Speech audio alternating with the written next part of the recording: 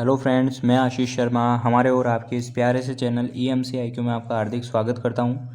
और आज की इस वीडियो में हम बात करने वाले हैं, जो हमारे पिछले वाले वीडियो में हमने 4 क्वेश्चन कंप्लीट कर लिए थे। एग्जाम्पल 4 तक हमने कंप्लीट कर लिए थे। इस वाले वीडियो में हम एग्जाम्पल 5 को सोल्व करेंगे। क्या है हमारा एग्जाम्पल कि यदि SHM, मतलब इनको अच्छे से समझो यार, ये क्वेश्चन ऐसे है ना, जिनको आप इतना अच्छा समझोगे ना और इनकी थ्योरी को अच्छा पढ़ोगे ना, बस ये क्वेश्चन सॉल्व हो जाएंगे। यदि SHM में चलने वाले, मतलब गति कौन सी कर रहा है, सरल आवर्त गति, सिंपल हार्मोनिक मोशन। तो आपको डायरेक्ट क्या दे सकता है, SHM भी दे रहा है क्वेश्चन में। ऐसा नहीं है कि आपको पूरा लिखेगा कि सरल आवर्त गति में चलने वाले एक कण के किसी सरल रेखा पर स्थित एक स्थिर बिंदु से जो बल केंद्र नहीं है, ये कोष्टक में ब्रैकेट में एक चीज़ और दे रखी है अपन को, जो वो स्थिर बिंदु है वो क्या नहीं है, बल केंद्र नहीं है, कि ABC दूरी पर वेग क्रमशः क्या है, UVW है। तो देखो, इसको मैं आपको समझाता हूँ कि अपने पास क्या है, एक सरल रेखा है। ये मैंने एक सरल रेखा बना ली, ठीक है ना। और ये मैंने बिंदु ले लिया चरम बिंदु A, और ये मैंने ले लिया A डैश, और ये मैंने जो मध्य बिंदु लिया, जो अपना स्थिर बिंदु होता है, जिसको हम क्या बोलते हैं, बल केंद्र भी बोलते हैं, जिसको हम क्या बोलते हैं, बल केंद्र भी बोलते हैं, वो हमारा क्या ले लिया मैंने, O। लेकिन हमको यहाँ पे एक और स्थिर बिंदु चाहिए, वो कौन सा होगा, जो बल केंद्र नहीं है, जो क्या नहीं है, बल केंद्र। तो वो एक मैंने और स्थिर बिंदु क्या ले लिया, एक P ले लिया मैंने, जो क्या नहीं है, बल केंद्र नहीं है, लेकिन स्थिर बिंदु जरूर है, ठीक है। और अब ये क्या कह रहा है कि उस कण की जो दूरियां है वो कहाँ से, ये ABC दूरी पर वेग क्रम से UVW होंगे। ये कहाँ से नापी गई है ये दूरियां, ये इस स्थिर बिंदु से नापी गई है। कि एक बिंदु तो मैंने ले लिया यहाँ, जैसे मैंने कोई भी ये एक बिंदु ले लिया मैंने Q, R और S, मतलब यहाँ से कोई पार्टिकल है, उसकी A दूरी पर मैंने एक बिंदु ले लिया Q, उसका मतलब A दूरी पर वेग क्या होगा उसका U।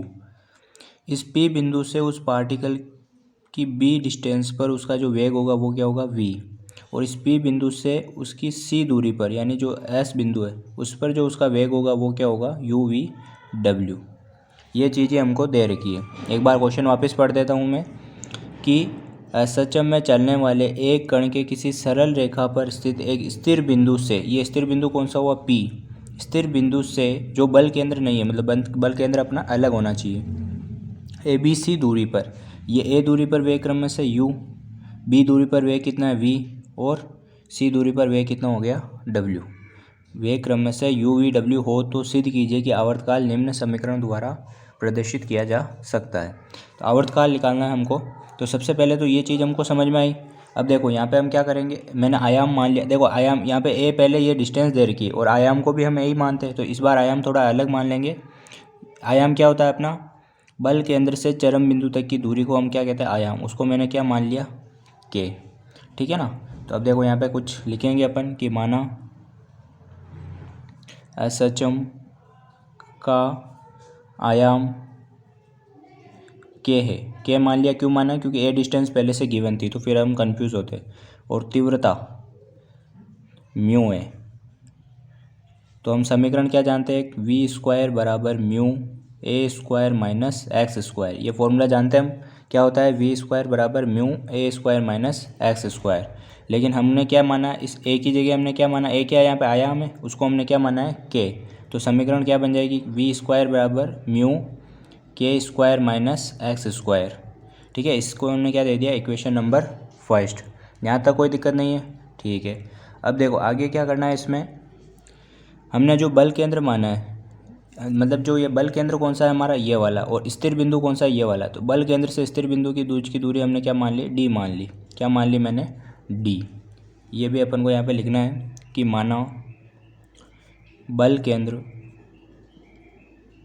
O, बल केंद्र कौन सा है हमारा, O है, से स्थिर बिंदु की दूरी क्या है, स्थिर बिंदु की दूरी D है, ये हमने मान लिया, ठीक है। तब अब बात करते हैं हम कौन से बिंदु की, P से कण की दूरी, P से कण की दूरी A हो व वेग U हो, तो हम कौन से बिंदु की बात कर रहे हैं, क्यू बिंदु की बात कर रहे हैं, इस यू वेग के लिए बात कर रहे हैं या ए डिस्टेंस के लिए बात कर रहे हैं। कि हम फर्स्ट बात करते हैं, यदि पी से कण की दूरी ए हो और वेग यू हो तो उसके लिए एक्स क्या होगा। एक्स बोले तो ये जो फॉर्मूले में अपने आ रहा है ना एक्स, देखो एक्स होता क्या है, वो जहाँ पार्टिकल होता है, जैसे पार्टिकल को मैंने अभी यहाँ माना है क्यू बिंदु से, उस पार्टिकल की स्थिति से उसकी बल केंद्र तक की दूरी को हम क्या कहते हैं, एक्स। वो डिस्टेंस जो बल केंद्र तथा पार्टिकल के मध्य में हो, ठीक है ना, बल केंद्र से पार्टिकल के बीच की जो डिस्टेंस होती है उसी को हम क्या कहते हैं, एक्स कहते हैं। तो बताओ कि अभी जो बात कर रहा हूँ मैं इस क्यू बिंदु के लिए, क्योंकि ए डिस्टेंस पे कौन सा बिंदु है, क्यू बिंदु ही है, तो इस क्यू बिंदु की ओ बिंदु बल केंद्र से दूरी कितनी होगी। एक तो पी बिंदु से तो क्यू बिंदु कितनी ए है और ओ बिंदु से पी की कितनी डी है, तो टोटल कितनी हो जाएगी, ए प्लस डी। तो यहाँ पे एक्स की वैल्यू क्या हो जाएगी, ए प्लस डी। ये हमको ध्यान रखना है, ठीक है ना। तो हमेशा दूरी जो नापते हैं हम कहाँ से नापते हैं, बल केंद्र से। और वी वेग क्या हो जाएगा, देखो इस क्यू बिंदु पर वेग क्या दे रखा है हमको, यू, तो वी बराबर हम क्या लिख देंगे, यू। अब वापस वो समीकरण यूज़ लेंगे। समीकरण क्या थी हमारी कि वी स्क्वायर बराबर mu K square minus X square. तो वी की जगह तो क्या आ जाएगा, यू स्क्वायर, म्यू की जगह म्यू रहेगा, के स्क्वायर जगह के रहेगा, मतलब के स्क्वायर ही रहेगा, और एक्स स्क्वायर की जगह क्या आ जाएगा हमारा, ए प्लस डी का होल स्क्वायर। तो ये U square as it is है, ये म्यू भी एज इट इज़ है, ये के square minus A plus D का होल स्क्वायर को ओपन करेंगे तो क्या आएगा, A square D square minus 2ab। Minus क्यों आया, क्योंकि बाहर माइनस चल रहा था। ये यू स्क्वायर मेरा, देखो इसको मैं इधर लेके आ जाऊँगा, इस म्यू को इस यू स्क्वायर के नीचे लेके आ जाऊँगा, तो ये म्यू हो गया मेरा, ठीक है। और इस ए स्क्वायर को भी इधर लेके आ जाऊँगा, प्लस में आ जाएगा, और इधर क्या बचेगा मेरे पास, यह सारी चीज़ों को आप इधर ही लेके आ जाओ। और क्या चल रहा है अपने पास, 2ad प्लस डी स्क्वायर और minus K square equal to 0। ये इक्वेशन नंबर कौन सी हो गई मेरे पास, 2। अब इनका कैसे क्या यूज़ लेना है वो हम लास्ट में देखेंगे। इसी तरह हम बात करते हैं, जब बिंदु आर के लिए बात करते हैं, किसके लिए बात करते हैं, बिंदु आर के लिए। तो बिंदु आर के लिए वी कितना हो जाएगा हमारा, वी का वी रहेगा, और डिस्टेंस कितनी हो जाएगी, एक्स। तो यहाँ से पी बिंदु से आर बिंदु की दूरी तो कितनी है, बी, और फिर ओ से पी की दूरी कितनी है, डी। तो एक्स बराबर क्या हो जाएगा, बी प्लस डी। तो मतलब एक बार जब एक्स बराबर बी प्लस डी और वे कितना हो, वी बराबर वी, ठीक है। तो वही समीकरण क्या बनेगी कि वी की जगह वी लिखेंगे तो वी स्क्वायर बराबर mu K square minus X square की जगह क्या लिखेंगे, बी प्लस डी का होल स्क्वायर। सोल्व करेंगे इसको तो V square as it is है, म्यू एज इट इज़ है, के स्क्वायर माइनस इसको ओपन करेंगे तो B square minus D square minus 2bd ये होगा। और इसको अब इधर लेके आ जाएंगे तो वी स्क्वायर, इस म्यू को नीचे आ जाएगा डिवाइड में, और क्या चल रहा है अपने पास, प्लस बी स्क्वायर, और साथ में क्या चल रहा है, plus D square plus 2bd और minus K square equal to 0। ये इक्वेशन नंबर कौन सी हो गई हमारी, थर्ड। अब थर्ड वाली कंडीशन क्या होगी हमारे लिए, जब x बराबर क्या होगा, c प्लस डी। तीसरा बिंदु भी था, जब वे कितना दे रखा था हमको, w। तो इसके लिए भी वही हो जाएगा कि w स्क्वायर बराबर म्यू के स्क्वायर माइनस इसका खोलेंगे स्क्वायर तो c square minus D square minus 2cd। तो w square divide by mu नीचे आ जाएगा, और ये भी इधर आ जाएगा तो प्लस c स्क्वायर, इसको ब्रैकेट में लिख लो आप, plus D square plus 2cd और minus K square equal to 0। यह समीकरण नंबर कौन सी हो गई हमारी, 4, ठीक है ना। तो इस तरह से हमको टोटल कितनी समीकरण मिल गई, 2 3 4, 3 समीकरणें मिल गई। अब देखो 2 3 4 से हमको क्या करना है, समीकरण 2 3 और 4, ठीक है, उसमें से क्या करना है अपन को, 2d व D square minus K square का क्या करना है, विलोप सारणिक में करने पर, किसमें करने पर, सारणिक में करने पर। देखो कैसे होगा, किसका किसका विलोप करना है हमको, एक तो 2d का विलोप करना है, एक D square minus K square का विलोप करना है। विलोप कैसे करेंगे, विलोप कर क्यों रहे, सबसे पहली बात तो ये, तो तीनों टर्म्स में क्या आ रहा है, तीनों जो इक्वेशन है अपने उसमें ये कॉमन आ रहा है। देखो ये D square minus K square आ रहा है इसमें भी, और क्या कॉमन है, देखो सेकंड इक्वेशन में भी ये कॉमन आ रहा है अपने पास, D square minus K square, ऐसे इसमें भी ये आ रहा है D square minus K square, इसमें भी 2d कॉमन है, इसमें भी 2D कॉमन है और यहाँ पे भी क्या है अपने पास 2D कॉमन है, इसलिए यहाँ से अपन इसका विलोप कर सकते हैं। तो देखो सारणी किस तरह से बनेगी, पहले तो मैं तीनों इक्वेशंस को एक बार लिख देता हूँ आपके सामने। जो सेकेंड वाली इक्वेशन थी वो क्या थी, D square minus K square plus 2DA plus U square divide by mu plus A square equal to 0। ऐसे जो थर्ड वाली इक्वेशन थी, D square minus K square plus 2DB plus V square upon mu plus B square equal to 0। ऐसे जो हमारी fourth वाली equation थी वो क्या थी, D square minus K square plus 2DC plus W square divide by mu plus C square equal to 0। ये हमारी इक्वेशंस थी, ठीक है। इनमें क्या क्या टर्म कॉमन आ रही है, एक तो D square minus K square और एक देखो 2D और 2D। तो देखो अब इसके लिए सारणी कैसे लिखेंगे, सारणी को आपको आता ही होगा, सारणी कैसे लिखेंगे इसके लिए। ये तो तीनों टर्म सेम है तो इसके लिए तो क्या आ जाएगा 1 1 और 1, ठीक है ना। इसमें क्या क्या टर्म अलग अलग 2D उनके लिए तो 1 आ गया, बाकी बच्ची की अलग अलग टर्म्स कौन सी बची, A B और C। ये तीनों टर्म्स अलग अलग है तो एज इट इज़ आ जाएगी U square divide by mu plus A square V square divide by mu plus B square और W square upon mu plus C square equal to 0। तो ये हमारी क्या हो गई, सारणिक हो गई। अब सारणिक को सोल्व करना है हमको, केवल हमको क्या आंसर लाना है सारणिक में। अब देखो सबसे पहले तो इन सारणी को अपन अलग अलग कर सकते हैं। कैसे कर सकते हैं, एक तो ये वाली टर्म तो दोनों में सेम रहेगी, ABC भी रहेगा। देखो यहाँ पे दो टर्म चल रही है प्लस में, तो ये वाली एक सारणी में आ जाएगी और ये वाली अपन ने सारणी के रूल पढ़े, ठीक है ना, तो अपन इनको अलग अलग कर सकते हैं। तो U square divide by mu V square divide by mu W square divide by mu plus एक और सारणी बना सकते हैं हम 1 1 1 ABC और अब क्या आ जाएगा A स्क्वायर B स्क्वायर और C स्क्वायर इक्वल टू 0। तो इस तरह से हमको दो सारणिक मिल गई। अब देखो इस वाली सारणिक में हम क्या करेंगे, 1 अपॉन म्यू और 1 अपॉन म्यू पूरे कॉलम में ये कॉमन है तो इसको बाहर ले लेंगे। क्या बाहर लेंगे, 1 अपॉन म्यू को, तो बचेगा क्या 1 1 1 ABC और यू स्क्वायर वी स्क्वायर और डब्ल्यू स्क्वायर प्लस इसमें क्या करेंगे, देखो इसमें हम करेंगे पंक्ति से पंक्ति को माइनस करेंगे, पंक्ति से पंक्ति को इस वाली पंक्ति से इस वाली पंक्ति को माइनस, इससे इसको माइनस, ठीक है ना। इस तरह से इसमें माइनस करेंगे तो 1 से 1 गया तो 0, वापस 1 से 1 गया तो 0 और नीचे वाली पंक्ति को एज इट इज़ रखेंगे, ठीक है। यहाँ पे भी ऐसा ही करेंगे A minus B minus C और नीचे वाली को एज इट इज़ रखेंगे A square minus B square, ऐसे तो आपने बहुत पढ़े 12th क्लास में, B square minus C square और C स्क्वायर को हम रखेंगे एज इट इज़ और इक्वल में क्या चल रहा है हमारे पास 0। देखो ये वाली टर्म तो रहेगी हमारी एज इट इज़, इसमें हम क्या करेंगे, इसको तो आप एज इट इज़ रख सकते हो 1 अपॉन म्यू 1 1 1 ABC और यू स्क्वायर वी स्क्वायर और डब्ल्यू स्क्वायर।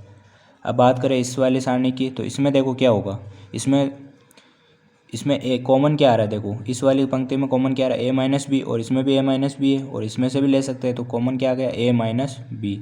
यहाँ से क्या निकल रहा है B माइनस C, तो क्या बचेगा देखो 0 0 1, यहाँ पे क्या बचेगा देखो 1 1 और C और यहाँ पे क्या बचेगा, यहाँ पे देखो कैसे निकाला हमने A square minus B square, हम जानते हैं A माइनस बी और A प्लस बी, तो A माइनस बी बाहर निकल गया तो बचेगा क्या A प्लस बी, यहाँ पे क्या बचेगा B प्लस C और यहाँ पे क्या बच रहा है C स्क्वायर और इक्वल में क्या चल रहा है अपने पास 0, ठीक है ना।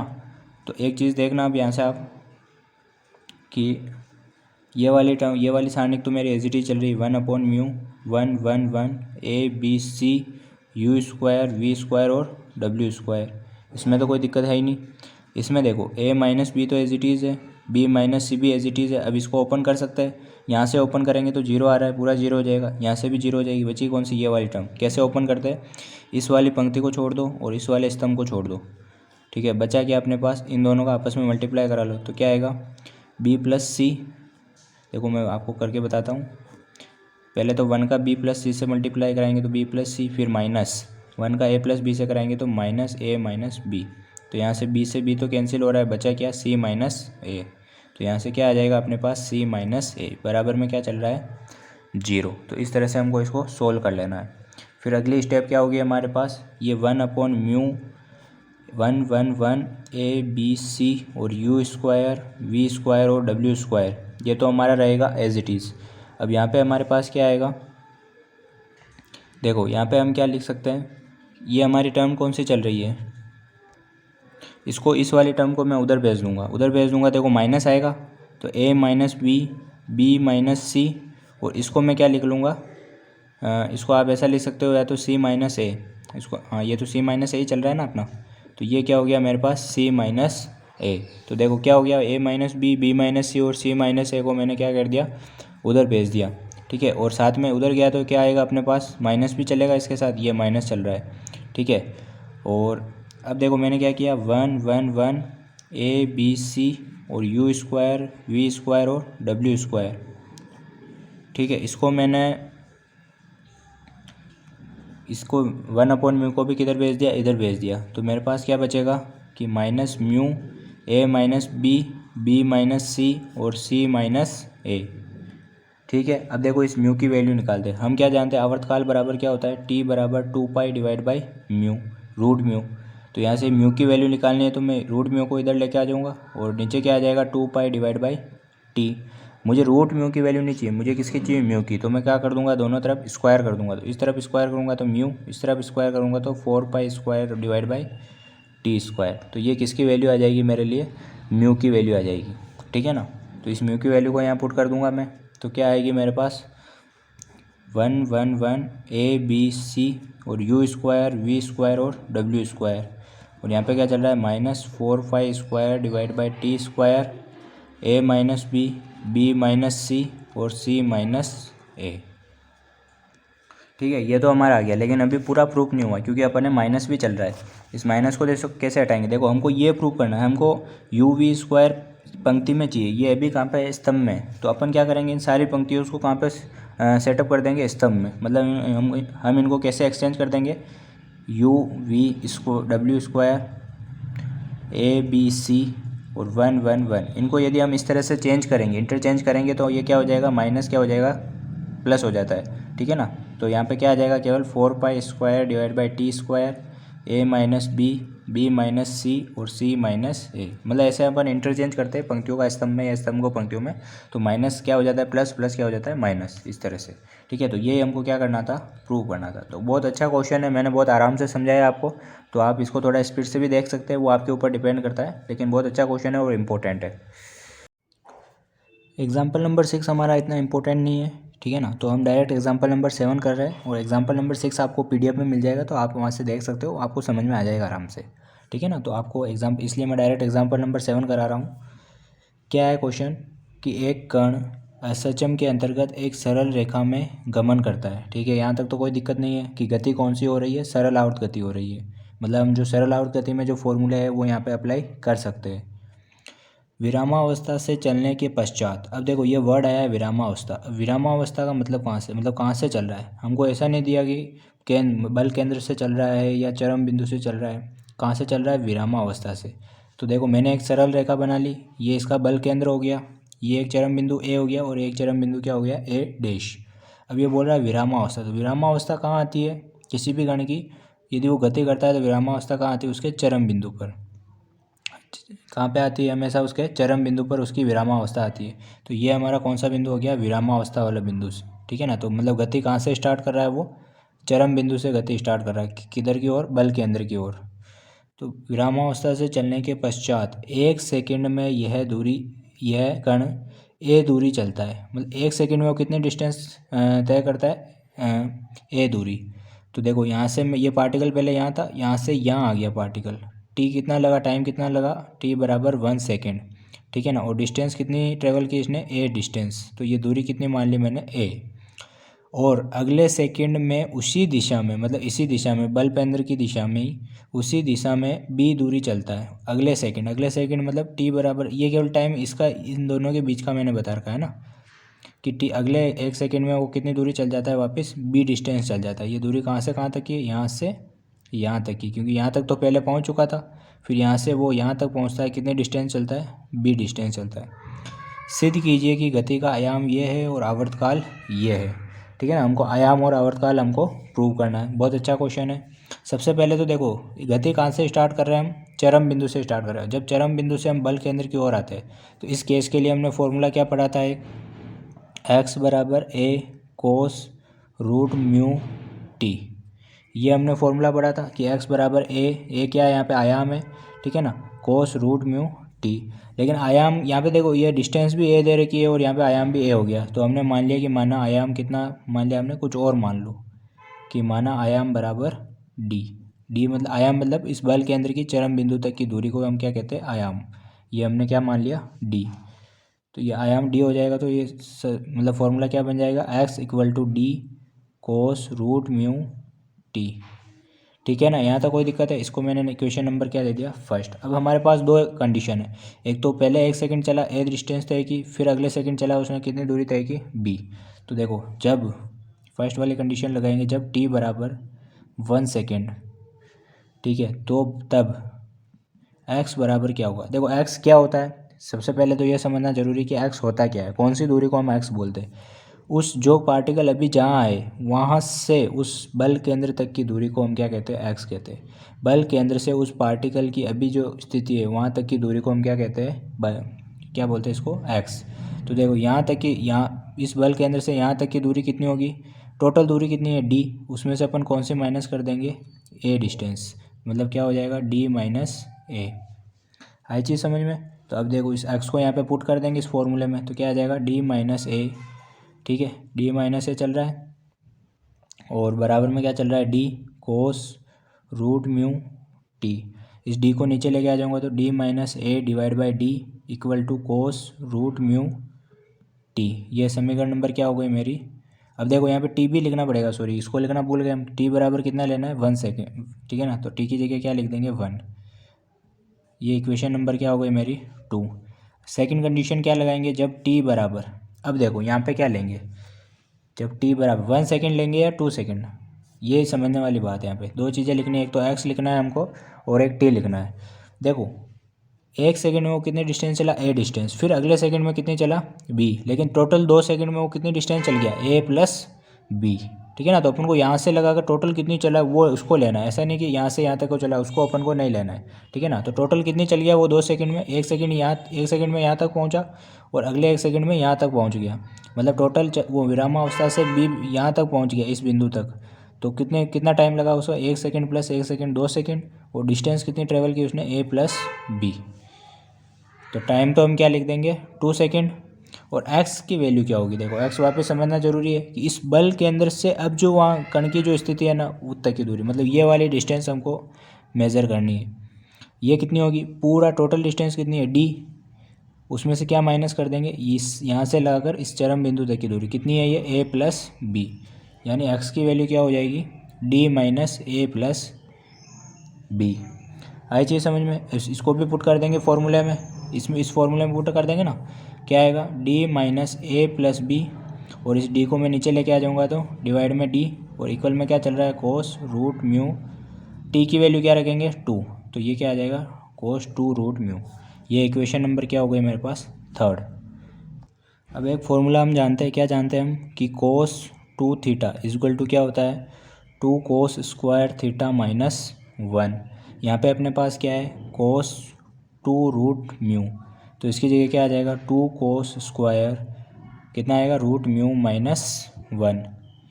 ये बन जाएगा फॉर्मूला, ठीक है ना। आई चीज़ समझ में। तो मतलब इसकी जगह अपन ये भी पुट कर सकते हैं ना, कोई दिक्कत है इसमें, मतलब कि इस फॉर्मूले की जगह मैं ये पुट कर सकता, मतलब इसमें कोस रूट 2 म्यू की जगह मैं क्या लिख सकता हूँ, 2 cos square root mu minus 1।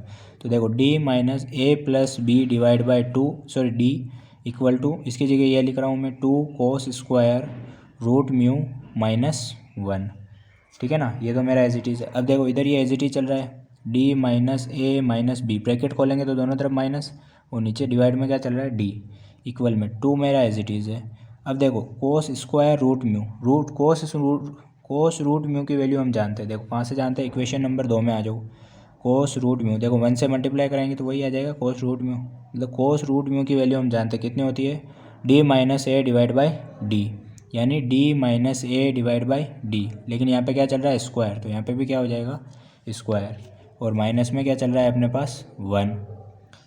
आ रही है चीज़ समझ में, ठीक है ना। अब देखो आगे क्या करेंगे हम, ये तो एज इट इज चलता रहेगा। D minus A minus B divide by D equal to, इधर क्या चलेगा, इसका स्क्वायर खोल देंगे हम, तो देखो कितना आएगा, डी माइनस ए का होल स्क्वायर, और डिवाइड में कितना चल रहा है, डी स्क्वायर, और माइनस क्या चल रहा है, 1। तो इधर क्या चल रहा है, D minus A minus B divide by D equal to, ठीक है। अब ऊपर स्क्वायर खोल देंगे तो क्या आएगा, D square plus A square minus 2AD, ठीक है। डिवाइड में क्या चल रहा है, डी स्क्वायर और -1, ठीक है। उस 2 को अंदर मल्टीप्लाई कराएंगे तो हमारे पास क्या आएगा, D minus A minus B, divide में क्या चल रहा है, डी, और इक्वल में क्या चलेगा, 2D square 2A square minus 4AD, और डिवाइड में चल रहा है डी स्क्वायर और माइनस क्या चल रहा है हमारे पास 1। तो देखो D minus A minus B divide by D equal to, LCM लेंगे तो क्या आएगा, डी स्क्वायर, तो देखो 2D square plus 2A square minus 4AD और माइनस डी स्क्वायर। तो इधर क्या चल रहा है, देखो इस डी से एक डी कैंसिल हो जाएगा, तो D minus A minus B equal to 2D square से डी स्क्वायर गया तो D square plus 2A square minus 4AD, और डिवाइड में क्या चल रहा है अपने पास, डी चल रहा है, ठीक है ना। इस डी को मैं इधर लेके आ जाऊँगा तो क्या बचेगा, D square minus AD minus BD equal to D square plus 2A square minus 4AD।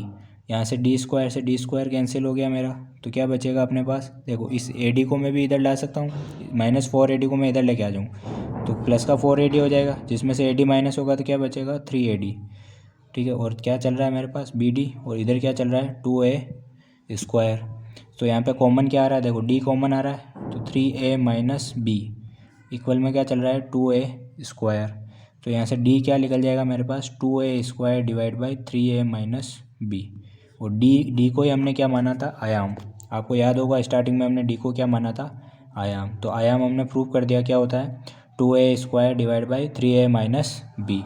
लेकिन एक चीज़ और हमको निकालनी है, आवर्तकाल। तो आवर्तकाल कैसे निकालेंगे, देखो समीकरण 2 से हम आवर्तकाल निकालेंगे। समीकरण 2 क्या थी हमारे पास, कि D minus A divide by D equal to cos root mu, यही थी हमारे पास। देखो डी का डिवाइड डी में देंगे तो 1, और ए में देंगे तो ए डिवाइड बाई डी, और इक्वल में क्या चल रहा है, कोस रूट म्यू। तो देखो 1 तो मेरा एज इट इज़ है, माइनस ए भी एज इट इज़ है, इस डी की वैल्यू अभी जस्ट हमने निकाली ये, तो पुट कर दो आप, 2A स्क्वायर और 3A माइनस बी ऊपर चला जाएगा, तो ये 3A माइनस बी, और इक्वल में क्या चल रहा है, कोस रूट म्यू, ठीक है ना। तो 1 माइनस इस ए कैसे ए कैंसिल हो जाएगा, ठीक है ना। ये देखो इस ए कैसे, ये सॉरी ये तो डी चल रहा है अपने पास, नहीं सॉरी ए ही चल रहा है, ठीक है ना। तो इस ए कैसे ए कैंसिल हो गया, तो क्या बचेगा ऊपर 3A, ये माइनस मल्टीप्लाई हुआ तो 3A तो माइनस का, और माइनस इंटू माइनस क्या हो जाएगा, प्लस, और डिवाइड में क्या चलेगा अपने पास, 2A, और बराबर में क्या चल रहा है, कोस रूट म्यू। तो ये 2A का एलसीएम लेंगे तो इधर भी क्या आ जाएगा, 2A minus 3A plus B divide में 2A इक्वल में क्या चल रहा है, कोस रूट म्यू, ठीक है। तो ये कितना बचेगा, ये माइनस ए प्लस बी, और डिवाइड में क्या चल रहा है, 2A इक्वल में चल रहा है कोस रूट म्यू। इस कोस को यदि मैं इधर भेजूँगा तो क्या बचेगा मेरे पास, root mu equal to cos inverse B minus A divide by 2A, ठीक है ना। ये root mu as it is बच गया, ठीक है। तो अब हमको निकालना, रूट म्यू हमने क्यों निकाला, क्योंकि हम आवर्तकाल का फॉर्मूला जानते हैं। क्या होता है आवर्तकाल का formula, 2 divide by root mu होता है। तो ये 2 तो मेरा एज इट इज़ है, रूट म्यू की वैल्यू अपने पास आई गई कि cos inverse B minus A divide by 2A। अब कोस को ऊपर ले जाते हैं तो क्या होता है, सेक होता है, तो 2 sec inverse B minus A divide by 2A, ये हमने क्या निकाल लिया, आवर्तकाल, ठीक है ना। तो ये जो हमने एग्जांपल किए सारे इंपॉर्टेंट थे, और ये चैप्टर इतना इंपॉर्टेंट है, इसके कुछ अगले एग्जांपल बाकी है। तो वैसे मैं PDF डाल दूंगा और कोशिश करूंगा कि वीडियो बनाऊं, और यदि वीडियो नहीं आए तो प्लीज़ आप PDF से सोल्व करने की कोशिश करें। बाकी हमने 2 चैप्टर पहले पढ़ लिए है, और कैटेनरी का ज़रूर कुछ क्वेश्चंस रह रहे हैं, तो उसकी भी मैं PDF आपको वैसे मैंने भेज दी है, और एक बार आप चेक कर लेना, नहीं हो तो आप कमेंट कर देना, मैं डाल दूँगा। Okay, thank you.